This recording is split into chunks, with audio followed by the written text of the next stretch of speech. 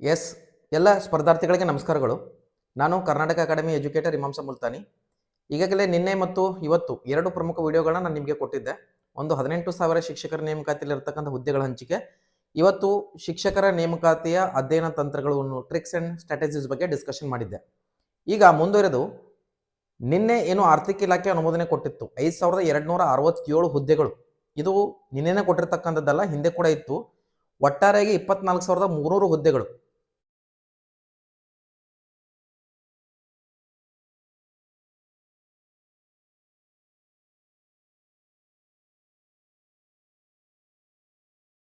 $24,300 ಒಟ್ಟು ಹುದ್ದೆಗಳು ಬೇರೆ ಬೇರೆ ಇಲಾಖೆಗಳಿಗೆ ಸಂಬಂಧಪಟ್ಟಂತೆ ಆರ್ಥಿಕ ಇಲಾಖೆ ಅನುಮೋದನೆ ಕೊಟ್ಟಿದೆ.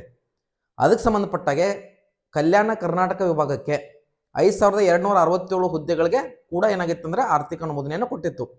ಮುಂದುವರೆದು ನಾಳೆ ಸುವರ್ಣಸೌಧದಲ್ಲಿ ಏನಾಗುತ್ತಂದ್ರೆ ಈ ಒಂದು ಕಲ್ಯಾಣ ಕರ್ನಾಟಕವನ್ನು ಹೊರತುಪಡಿಸಿ ನಾನ್ HK ವಿಭಾಗದ ಕ್ಯಾಂಡಿಡೇಟ್ಸ್ಗಳಿಗೆ ಏನಿದ್ದಾರೆ ಅಂದ್ರೆ ನಮ್ಮ ಜಿಲ್ಲೆಗಳೇನು ಬರ್ತಾವೆ 24 ಜಿಲ್ಲೆಗಳು, ಇಲ್ಲಿ ಒಟ್ಟು 5,000 ಹುದ್ದೆಗಳ ನೇಮಕಾತಿ ಮಾಡಬೇಕು ಅಂತಕ್ಕಂಥ ಪ್ರೊಸೆಸ್ ಬಗ್ಗೆ ನಾಳೆ ಚರ್ಚೆ ನಡೆಯಲಿದೆ.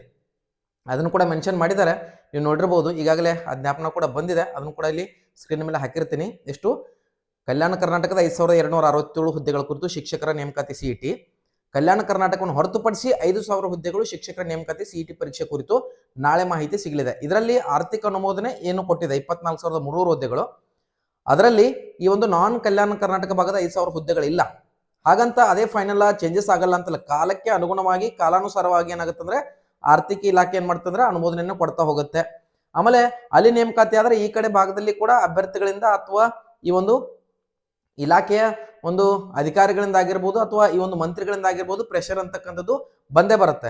5,000 ಹುದ್ದೆಗಳನ್ನ ಈಗಾಗಲೇ ಅವರು ಮೆನ್ಷನ್ ಮಾಡಿದ್ದಾರೆ. ಸ್ವತಃ ಏನಪ್ಪಾ ಅಂದ್ರೆ ಅಲ್ಲಿ ಚರ್ಚೆ ಆಗಿರ್ತಕ್ಕಂಥ ವಿಷಯ. ಹೀಗಾಗಿ ನೀವು ಅಧ್ಯಯನವನ್ನು ಸ್ಟಾರ್ಟ್ ಮಾಡಿ. ಸೊ ಯಾರೆಲ್ಲ ಒಂದು ನೋಟಿಫಿಕೇಶನ್ ಎದುರು ನೋಡ್ತಾ ಇದ್ರಿ, ನೋಟಿಫಿಕೇಶನ್ ಆಗತ್ತೆ, ಸ್ವಲ್ಪ ಡಿಲೇ ಆಗ್ಬೋದು ಅಂತ ಹೇಳಿದೀನಿ. ಅದಕ್ಕಾಗಿ ಏಜ್ ರಿಲ್ಯಾಕ್ಸೇಷನ್ಸ್ ಕೂಡ ಸಿಗ್ತಾ ಇದೆ. ಬಟ್ ನೋಟಿಫಿಕೇಶನ್ ಆದಾಗ ನಾನು ಸರ್ಕಾರಿ ಹುದ್ದೆನ ಪಡ್ಕೊಳ್ಳೋ ಸಾಮರ್ಥ್ಯ ನನ್ನ ಹತ್ರ ಇದೆಯಾ ಅಥವಾ ನಾನು ಆರ್ಡರ್ ಕಾಪಿಯನ್ನು ಕೈಯಲ್ಲಿ ತಗೊಳ್ತೀನ ಅಂತಕ್ಕಂಥದ್ದು ಮ್ಯಾಟರ್ ಆಗುತ್ತೆ. ಲಾಸ್ಟ್ ಏನಪ್ಪ ಅಂದ್ರೆ ಮೊದಲಲ್ಲಿ ಗೆದ್ದವನು ಇಂಪಾರ್ಟೆಂಟ್ ಅಲ್ಲ, ಲಾಸ್ಟ್ ಬಿದ್ದವನು ಏನಂದ್ರೆ ಮ್ಯಾಟರ್ ಆಗ್ತಾನೆ ಅಂತಕ್ಕಂಥದ್ದನ್ನ ಹೇಳ್ತಾರಲ್ಲ. ಸೊ ಆ ರೀತಿಯಾಗಿ ನೀವು ಆರ್ಡರ್ ಕಾಪಿಯನ್ನು ತಗೊಳ್ಳುವ ಅಷ್ಟರ ಮಟ್ಟಿಗೆ ತಯಾರಿನ ಮಾಡಿ ಏನು ಮಾಡಿರಿ ಅಂದರೆ ಸರ್ಕಾರಿ ಹುದ್ದೆನ ಪಡ್ಕೊಳ್ಳಿಕ್ಕೆ ಪ್ರಯತ್ನ ಮಾಡಿ. Thank you so much. Have a nice day.